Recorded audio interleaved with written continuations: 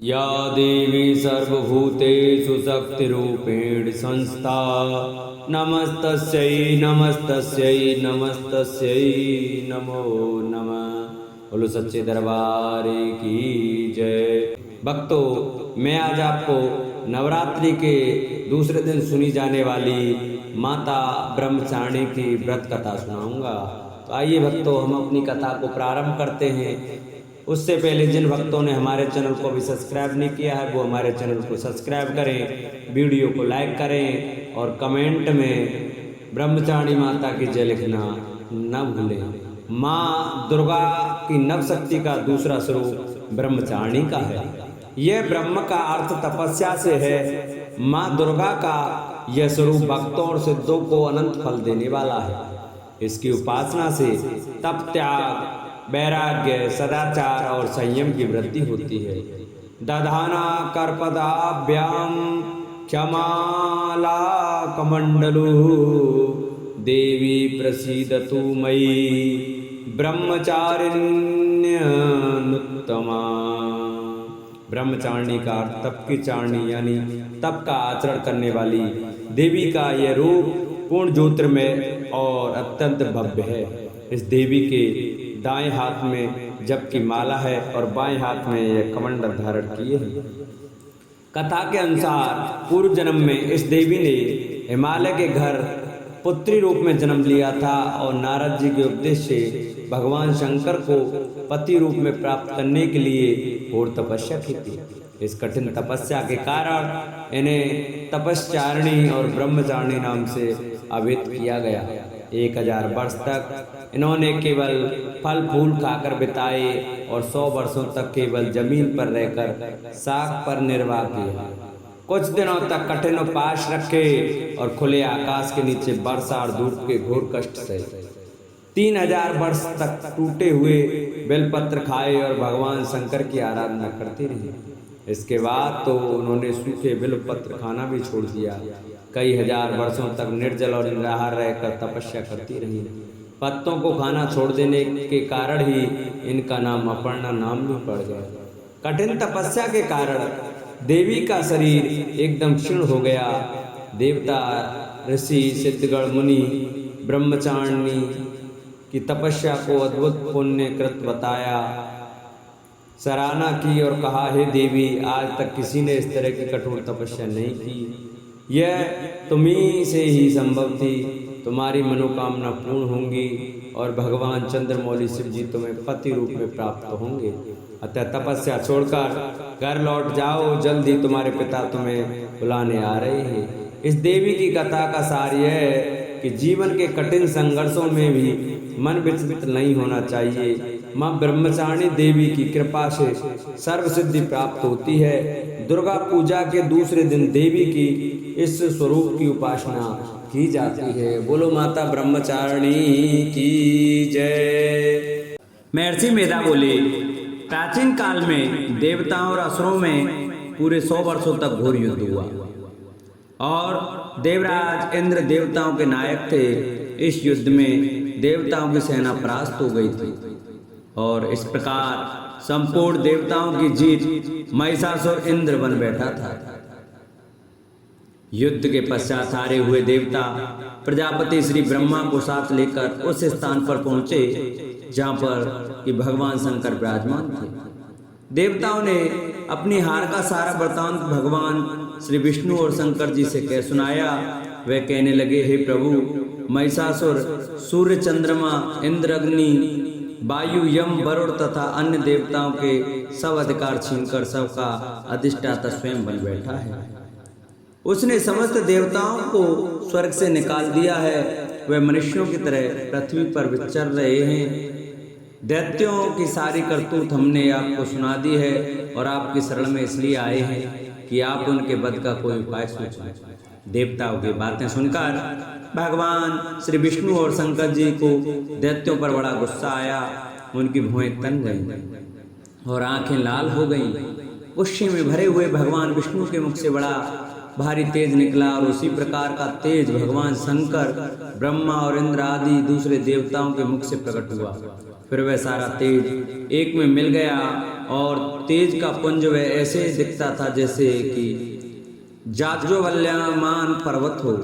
देवताओं ने देखा कि उस पर्वत की ज्वाला चारों ओर फैली हुई थी और देवताओं के शरीर से प्रकट हुए तेज की किसी अन्य तेज से तुलना नहीं हो सकती थी। एक स्थान पर इकट्ठा होने पर वह तेज एक देवी के रूप में परिवर्तित हो गया और अपने प्रकाश से तीनों लोकों में व्याप्त जान पड़ा। वह भगवान शंकर का तेज था। उससे देवी का मुख प्रकट हुआ। यमराज के तेज से उसके सिर के बाल बने। भगवान विष्णु के तेज से उसकी भुजाएं बनी। चंद्रमा के तेज से दोनों स्तन और इंद्र के तेज से जंघा तथा पिंडली बनी और पृथ्वी के तेज से नितंब भाग बना। ब्रह्मा के तेज से दोनों चरण और सूर्य के तेज से उनकी उंगलियां पैदा हुई। वसुओं के तेज से हाथों की उंगलियां एवं कुबेर के तेज से नासिका बनी। प्रजापति के तेज से उसके दांत और अग्नि के तेज से उसके नेत्र बने। संध्या के तेज से उसकी भुएं और वायु के तेज से उनके कान प्रकट हुए। इस प्रकार उस देवी का प्रादुर्भाव हुआ था। महिषासुर से पराजित देवता उस देवी को देखकर अत्यंत प्रसन्न हुए। भगवान शंकर ने अपने त्रिशूल में से एक त्रिशूल निकाल कर उस देवी को दिया और भगवान विष्णु ने अपने चक्र में से एक चक्र निकालकर उस देवी को दिया। वरुण ने अपने चक्र में से एक चक्र निकालकर उस देवी को दिया। वरुण ने देवी को शंख भेंट किया। अग्नि ने इसे शक्ति दी। वायु ने उसे धनुष और बाण दिए। सहस्त्र नेत्रों वाले देवराज इंद्र ने उसे अपने वज्र से उत्पन्न करके वज्र दिया और ऐरावत हाथी का एक घंटा उतारकर देवी को भेंट किया। यमराज ने उसे काल दंड में से एक दंड दिया। वरुण ने उसे पास दिया। प्रजापति ने उस देवी को स्फटिक की माला दी और ब्रह्मा जी ने उसे कमंडल दिया। सूर्य ने देवी के समस्त रोमों में अपनी किरणों का तेज भर दिया। काल ने उसे चमकती हुई ढाल और तलवार दी और उज्जवल हार और दिव्य वस्त्र से भेंट किए और इनके साथ ही उसने दिव्य चूड़ामणि दी जो 2 कुंडल कंकड़ उज्जवल अर्ध चंद्र बाहों के लिए, बाजूबंद चरणों के लिए, नुपुर गले के लिए, सुंदर हंसली और उंगलियों के लिए रत्नों की बनी हुई अंगूठियां उसे दी। विश्वकर्मा ने उनको फरसा दिया और उसके साथ ही कई प्रकार के अस्त्र शस्त्र वेद कवच दिए और इसके अतिरिक्त उसने कभी न कुमलाने वाले सुंदर कमलों की मालाएं भेंट की। समुद्र ने सुंदर कमल का फूल भेंट किया। हिमालय ने सवारी के लिए सिंह और तरह तरह के रत्न देवी को भेंट किए। यक्षराज कुबेर ने मधु से भरा हुआ पात्र और शेषनागियों ने बहुमूल्य मणियों से विभूषित नागहार भेंट किया। इसी तरह दूसरे देवताओं ने भी उसे आभूषण और अस्त्र देकर उसका सम्मान किया। इसके पश्चात देवी ने उच्च स्वर से गर्जना की। उसके इस भयंकर नाद से आकाश गूंज उठा। देवी का वह उच्च स्वर से किया हुआ सिंहनाद समा न सका। आकाश उनके सामने छोटा प्रतीत होने लगा। उससे बड़े जोर की प्रतिध्वनि हुई जिससे समस्त विश्व में हलचल मच गई और समुद्र कांप उठे। पृथ्वी डोलने लगी और सब के सब पर्वत हिलने लगे। देवताओं ने उस समय प्रसन्न होकर वाहिनी जगतमयी देवी से कहा, देवी तुम्हारी जय हो। इसके साथ महर्षियों ने भक्तिभाव से विनम्र होकर उनकी स्तुति की। संपूर्ण त्रिलोकी को शोकमग्न देखकर दैत्यगण अपनी सेनाओं को साथ लेकर और हथियार आदि सजाकर उठ खड़े हुए। महिषासुर के क्रोध की कोई सीमा नहीं थी। उसने क्रोध में भरकर कहा, ये सब क्या उत्पात है। फिर वे अपनी सेना के साथ उस ओर दौड़ा जिस ओर से भयंकर नाद का शब्द सुनाई दिया था और आगे पहुंचकर उसने देवी को देखा जो कि अपनी प्रभा से तीनों लोकों को प्रकाशित कर रही थी। उसके चरणों के बाहर से पृथ्वी दबी जा रही थी। माथे के मुकुट से आकाश में एक रेखा सी बनी रही थी और उसके धनुष की टंकोर से सब लोग क्षुब्ध हो रहे थे। देवी अपनी सहस्त्रों भुजाओं को संपूर्ण दिशाओं में फैलाए खड़ी थी। इसके पश्चात उनका दैत्यों के साथ युद्ध छिड़ गया और कई प्रकार के अस्त्र शस्त्र से सब की सब दिशाएं उद्वासित होने लगी। महिषासुर की सेना का सेनापति चक्षुर नामक एक मानसुर था। वह आगे बढ़कर देवी के साथ युद्ध करने लगा और दूसरे दैत्यों की चतुरंगिणी सेना साथ लेकर चामर भी लड़ने लगा और 60,000 मारुतियों को साथ लेकर उदग्र नामक महादैत्य आकर युद्ध करने लगा और हनु नामक असुर 1 करोड़ रथियों को लेकर असिलोमा नामक असुर 5 करोड़ सैनिकों को साथ लेकर युद्ध करने लगा। बास्कल नामक असुर 60 लाख असुरों के साथ युद्ध में आ डटा। विडाल नामक असुर 1 करोड़ रथियों सहित लड़ने को तैयार था। इन सब के अतिरिक्त और भी हजारों असुर हाथी और घोड़े के साथ लेकर लड़ने लगे और इन सब के पश्चात महिषासुर करोड़ों रथों, हाथियों और घोड़ों सहित वहां आकर देवी के साथ लड़ने लगा। सभी असुर तोमर, भिंदपाल, शक्ति, मुसल, हड़ंगों, फरसों, पट्टियों के साथ रणभूमि में देवी के साथ युद्ध करने लगे। कई शक्तियां फेंकने लगे और कोई अन्य शस्त्र आदि। इसके पश्चात सबके सब दैत्य अपनी अपनी तलवारों हाथों में लेकर देवी की ओर दौड़े और उसे मार डालने का उद्योग करने लगे। मगर देवी ने क्रोध में भरकर खेल में उनके सब अस्त्रों को काट दिया। इसके पश्चात ऋषियों और देवताओं ने देवी की स्तुति आरंभ कर दी और प्रसन्न होकर असुरों के शरीर पर अस्त्र शस्त्रों की वर्षा करती रही।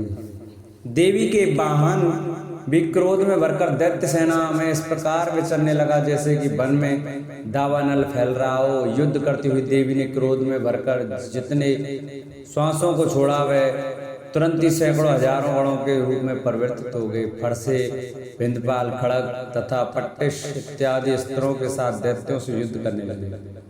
देवी की शक्ति से बड़े हुए वह गढ़ दैत्यों का नाश करते हुए ढोल, शंख व मृदंग आदि बजा रहे थे। तदंतर देवी ने त्रिशूल, गदा, शक्ति, खड़ग इत्यादि से सहस्त्रों असुरों को मार डाला। कितनों को घंटे की भयंकर आवाज से ही हम लोग पहुंचा दिया। कितने ही असुरों को उसने पाश में बांधकर पृथ्वी पर धड़ घसीटा। कितनों को अपनी तलवार से टुकड़े टुकड़े कर दिए और कितनों को गदा की चोट से धरती पर सुला दिया। कई दैत्य मूसल की मार से घायल होकर रक्त वमन करने लगे और कई सूल से छाती फट जाने के कारण पृथ्वी पर लेट गए और कितनों की बाण से कमर फूट गई। देवताओं को पीड़ा देने वाले दैत्य कट कट कर मरने लगे। कितनों की बाहें अलग हो गईं, कितनों की ग्रीवाएं कट गईं, कितनों के सिर कट गए, दूर भूमि पर लुढ़क गए, कितनों के शरीर बीच में से कट गए और कितनों की जंघां कट गईं और वह पृथ्वी पर गिर पड़े। कितने ही सिरों व पैरों के कटने पर भी भूमि पर से उठ खड़े हुए और शस्त्र हाथ में लेकर देवी से लड़ने लगे और कई दैत्यगण भूमि में बाजों की ध्वनि के साथ नाच रहे थे। कई असुर जिनके सिर कट चुके थे बिना सिर के धड़ से ही हाथ में शस्त्र लिए हुए लड़ रहे थे। दैत्य रह रहकर ठहरो ठहरो कहते हुए देवी को युद्ध के लिए ललकार रहे थे। जहां पर यह घोर संग्राम हुआ था वहां की भूमि रथ, हाथी, घोड़ों और असुरों की लाशों से भर गई थी और असुर सेना के बीच में रक्तपात होने के कारण रुद्र की नदियां बह रही थीं।